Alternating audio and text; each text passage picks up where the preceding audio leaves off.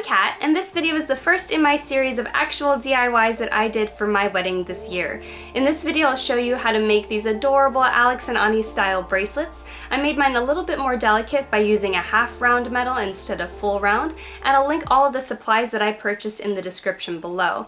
If you like this video, make sure you check out my others in this series as well. For this project, you'll need a couple pairs of pliers with some wire cutters. You'll need thin gauged gold-filled wire.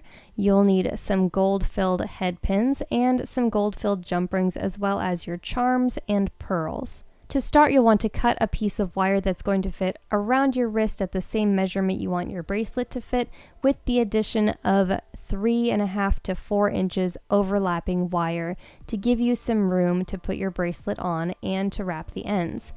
Start by grabbing your wire from the side and bending it to the side at a right angle with your pliers. Be careful not to mar the metal while you do this.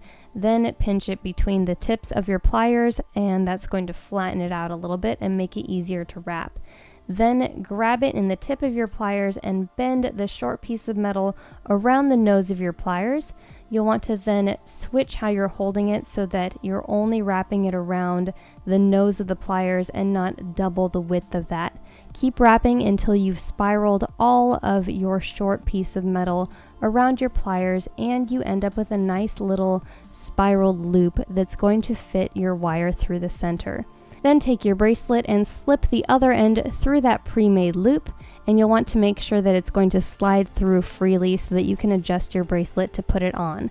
Then you'll want to work the metal on your bracelet simply by molding it into the exact size you're going to want it. So just squish the metal a little bit, make sure it's going to stay in the exact shape and size that you want. Now it's time to start the other loop. This one's going to be the same, except it's going to spiral up and over the other piece of wire instead of down like your first loop. So grab your small piece of wire and bend it up and over, and bend it as much as possible without blocking out your other piece of metal, because that's going to have to slide in right there.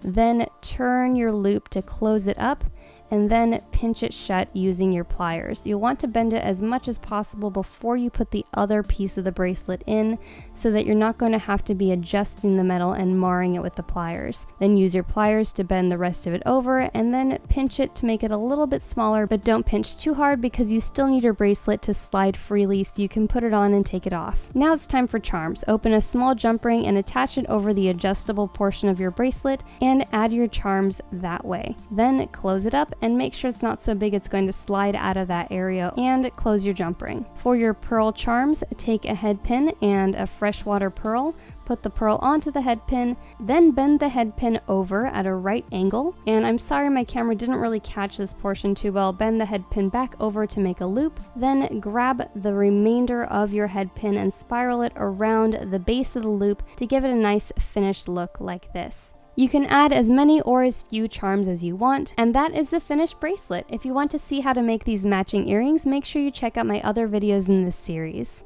Thanks for watching. If you enjoyed this video, remember to like, share, and subscribe.